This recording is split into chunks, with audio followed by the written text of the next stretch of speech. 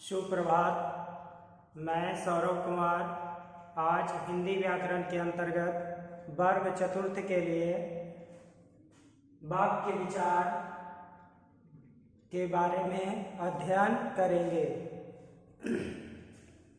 तो प्यारे बच्चों, जैसा कि आपने पिछली कक्षा में वर्ण विचार के बारे में पढ़ा था, शब्द विचार के बारे में पढ़ा था, और आज आप वाक्य विचार के बारे में अध्ययन करेंगे। तो प्यारे बच्चों, इस पाठ को पढ़ने से पूर्व आप अपने आगे किताब, कॉपी और कलम लेकर के बैठेंगे ताकि आपको पढ़ने में सुविधा होगी। तो आइए पाठ में प्रवेश करते हैं। देखिए, जैसे वर्णों को जोड़कर शब्द बनाए जाते हैं, जैसे वर्णों को जोड़कर शब्द बनाए जाते हैं, वैसे ही शब्दों के मेल से वाक्य बनते हैं। जैसे वर्णों को जोड़कर, जैसे म, ग, र, ये जो है क्या है, वर्णों का योग्य है, वर्णों का जोड़ नहीं।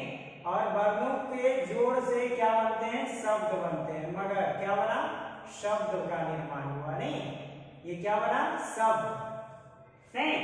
तो जिस प्रकार से वर्णों को जोड़कर शब्द बनाए जाते हैं, उसी प्रकार से शब्दों को जोड़कर वाक्य बनाए जाते हैं। यानी कि शब्दों के सार्थक मेल को शब्द कहते हैं। शब्दों के सार्थक मेल को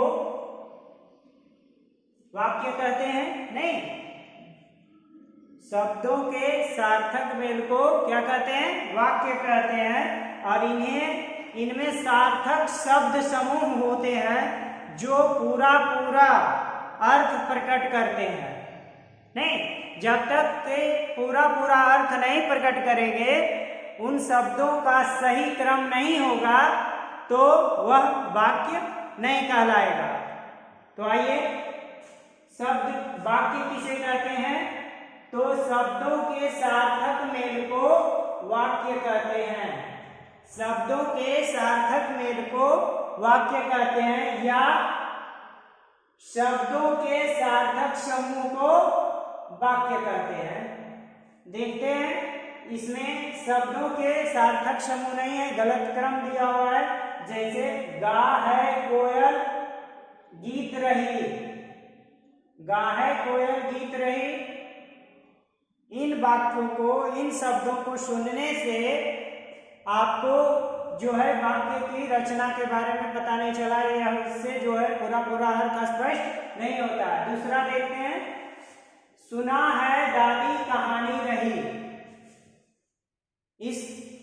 इन शब्दों के विषमों को सुनने से जो है हमें वाक्य के बारे में सही अर्थ का जो है पता नहीं चलता है। तो आइए, इन शब्दों को सही क्रम में रखते हैं, तो शब्दों का जो है सार्थक समूह बनाते हैं। सभी क्रमों को सही जगह पर रखने से जो है वाक्य का निर्माण होता है। तो देखिए, इनको देखते हैं। तो कोयल गीत गा रही है नहीं, कोयल गीत गा रही है, दादी कहानी सुना रही है। तो इन शब्दों को सही जगह पर प्रारंभ में नहीं रखा गया था, लेकिन जिसके कारण यह सब पूरे अर्थ को प्रकट करने में असमर्थ थे। ये जो है पूरा अर्थ प्रकट नहीं कर रहे थे, तो अतः ये वाक्य नहीं है। ये क्या है, वाक्य नहीं है, ये वाक्य नहीं है। और आइए अब इन समूह को देखते हैं। तो कोयल गीत गा रही है, दादी कहानी सुना रही है नहीं। तो इन वाक्यों में कोयल और दादी के काम के बारे में पता चलता है नहीं। बताया जा रहा है कि कोयल क्या कर रही है, गीत गा रही है, दादी क्या कर रही है, तो कहानी सुना रही है नहीं। तो इसमें कोयल गाने का काम कर रहा है और दादी कहानी सुनाने की का काम कर रही है। ये दोनों वाक्य क्या है? सार्थक है, क्योंकि इसमें शब्दों का जो है सार्थक समूह है नहीं, और ये वाक्य के पूरे अर्थ को प्रकट कर रहे हैं, इसलिए हम इसे क्या कर सकते हैं? वाक्य कर सकते हैं। तो क्या हुआ कि शब्दों के सार्थक समूह को क्या कहते हैं? वाक्य कहते हैं। अतः हम कह सकते हैं कि शब्दों के सार्थक समूह को क्या कहते हैं? वाक्य कहते हैं। वाक्य के अंग, अब विचार करते हैं वाक्य के अंग। वाक्य के कितने अंग हैं? तो प्रत्येक वाक्य के दो अंग होते हैं, एक उद्देश्य और दूसरा विधेय। वाक्य के दो अंग होते हैं, उद्देश्य और विधेय। प्यारे बच्चों, आप यहाँ देखेंगे कि कोयल और दादी जो है उद्देश्य है, कोयल और दादी जो है क्या है? उद्देश्य है। और गीत गा रही और कहानी सुना रही जो है वह क्या है? विधेय है। क्या है? विधेय है। वो गीत गा रही है और कहानी सुना रही है, वह वाक्य में क्या है? विधेय है। तो उद्देश्य किसे कहते हैं? तो जिस व्यक्ति, प्राणी या वस्तु के बारे में कोई बात कही जाए उसे उद्देश्य कहते हैं। जैसे यहाँ कोयल के बारे में बात कही जा रही है कि कोयल क्या गा रही है? गीत गा रही है। दादी के बारे में कहा जा रहा है कि दादी क्या कर रही है? तो कहानी सुना रही है। तो जिस व्यक्ति या प्राणी या वस्तु के बारे में कोई बात कही जाए तो उसे उद्देश्य कहते हैं। और आइए विधेय किसे कहते हैं? तो उद्देश्य के बारे में जो कुछ कहा जाए उसे विधेय कहते हैं। तो उद्देश्य के बारे में कहा जा रहा है कि गीत गा रही है, कहानी सुना रही है नहीं, तो दिए गए उदाहरणों में दोनों वाक्यों में कोयल और दादी क्या है? उद्देश्य है। गीत गा रही और कहानी सुना रही है, यह क्या है? विधेय है नहीं। तो आइए उदाहरण के लिए कुछ वाक्यों को देखते हैं। उद्देश्य और विधेय किसे कहते हैं उसके बारे में देखेंगे। तो माँ सलाद काट रही है, माँ सलाद काट रही है, यहाँ माँ उद्देश्य है। क्या है? उद्देश्य। और काट रही है विधेय, काट रही है विधेय। दूसरा उदाहरण देखते हैं। आकाश में रंगीन गुब्बारे उड़ रहे हैं, तो आकाश में यहां तक जो है वह विधेय है। कहां उड़ रहे हैं रंगीन गुब्बारे? तो आकाश में। रंगीन गुब्बारे उद्देश्य है और उड़ रहे हैं विधेय है। तो इस प्रकार आपने देखा प्यारे बच्चों कि उद्देश्य और विधेय। तो आइए और भी कुछ वाक्य सुनते हैं और उसके बारे में पता लगाते हैं कि उद्देश्य क्या है और विधेय क्या है। जैसे बच्चे नदी में तैर रहे हैं, तो बच्चे नदी में तैर रहे हैं, तो बच्चे यहाँ क्या है? उद्देश्य है। और नदी में तैर रहे हैं क्या है? विधेय है। या बच्चे नदी में नहा रहे हैं, तो बच्चे उद्देश्य है, नदी में नहा रहे हैं विधेय है। हिरन दौड़ रहा है, तो हिरन उद्देश्य है और दौड़ रहा है विधेय है। और भी आप वाक्य ले सकते हैं, जैसे यहां देखते हैं, सीता रोटी पकाती है, सीता रोटी पकाती है। सीता क्या है? उद्देश्य है और रोटी पकाना विधेय है।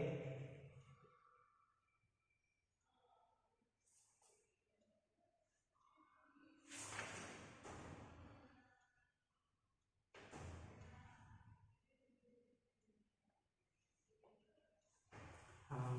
बढ़ई फर्नीचर बनाता है।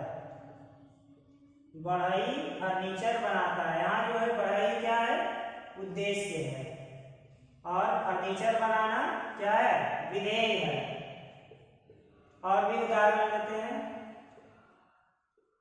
गायक गीत गा रहा है। गायक गीत गा रहा है। तो गायक यहाँ क्या है, उद्देश्य है, और गीत गा रहा है विधेय है। तो इस प्रकार प्यारे बच्चों आपने जो है सीखा कि उद्देश्य क्या है, विधेय क्या है। यानी वाक्य के, प्रत्येक वाक्य के दो अंग होते हैं, एक पहला उद्देश्य और दूसरा विधेय। तो आपने देखा उदाहरणों के जरिए कि सीता रोटी पकाती है में सीता उद्देश्य है, रोटी पकाना विधेय है। नहीं, इस प्रकार से उद्देश्य और विधेय के बारे में आपने सीखा, वाक्य के अंग। अब जो है वाक्य रचना, वाक्य रचना। तो वाक्य रचना को बनाते समय हमें कुछ बातों को ध्यान रखना होता है। वो निम्न बातों को ध्यान में रखते हैं। वह जो है पहला कि काम होने के लिए किसी व्यक्ति, प्राणी या वस्तु का होना आवश्यक है।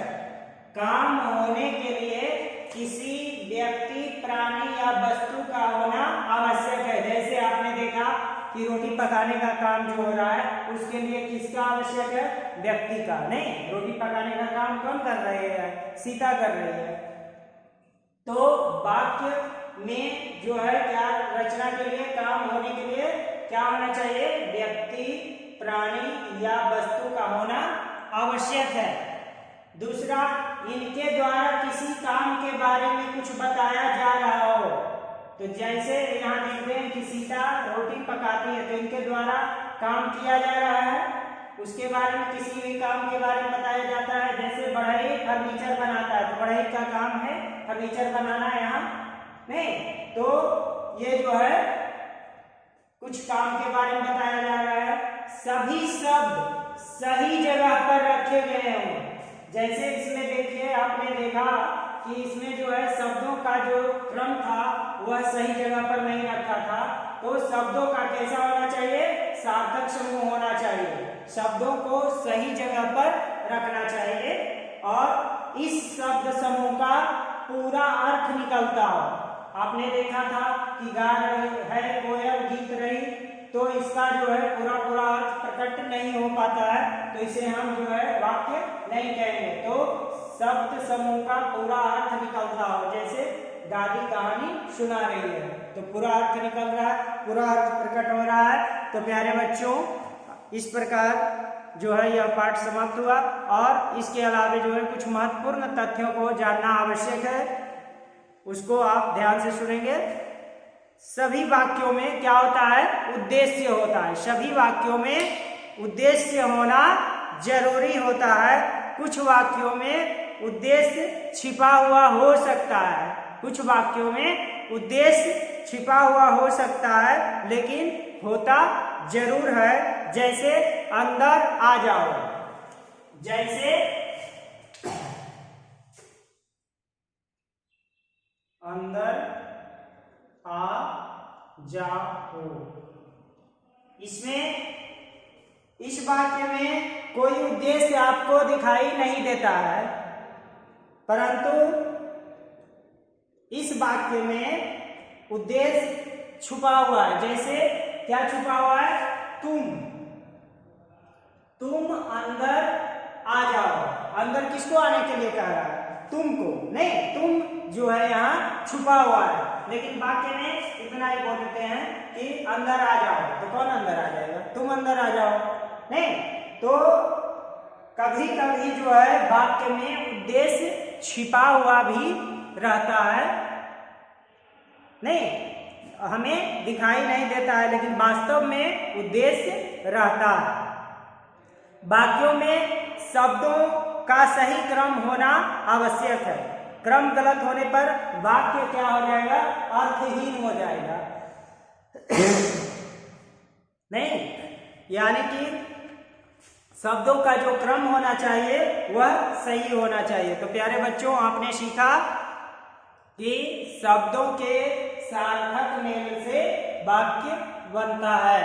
शब्दों के सार्थक मेल से वाक्य बनता है, वाक्य का पूरा अर्थ निकलता है। नहीं, वाक्य का जब तक पूरा अर्थ नहीं निकलेगा तो वाक्य अर्थहीन कहलाता है। वाक्य में शब्द समूह सही क्रम में होना चाहिए। शब्द समूह का क्रम कैसा होना चाहिए, सही होना चाहिए। वाक्य के कितने अंग होते हैं, 2 अंग होते हैं, उद्देश्य और विधेय। वाक्य के 2 अंग होते हैं। इस प्रकार वाक्य रचना में भी सीखा कि वाक्य में जो है किसी भी काम को होने के लिए व्यक्ति प्राणी होना आवश्यक है। इनके द्वारा किसी भी काम के बारे में कुछ बताया जा रहा हो, शब्दों का सही जगह पर रखा जाना चाहिए, शब्दों के समूह का पूरा अर्थ निकलना चाहिए। तो इस प्रकार से प्यारे बच्चों यह पाठ समाप्त हुआ और आप सुलेख लेखन का भी कार्य जो है आगे जारी रखेंगे और जो आपको होम असाइनमेंट दिया जा रहा है उसके लिए जो है आप फेयर कॉपी में फेयर करेंगे, बनाएंगे प्रश्नों को। धन्यवाद।